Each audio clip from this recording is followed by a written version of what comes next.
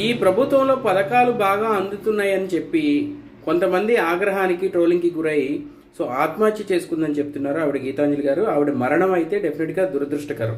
దీనికి సంబంధించి పూర్తిగా ఎంక్వైరీ చేసి సో బాధ్యుల్ని శిక్షించాల్సిన అవసరం ఉంది.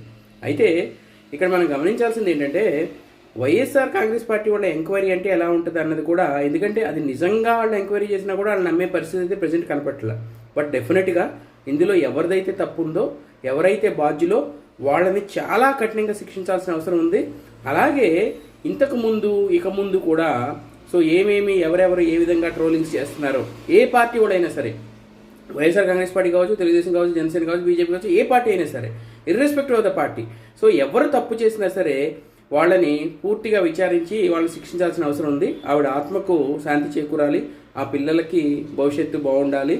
సో ఇప్పుడు కాకపోతే ఏంటంటే ఈ ప్రభుత్వం ఎంక్వైరీ ఎలా ఉంటుంది అన్నది చూడాలి.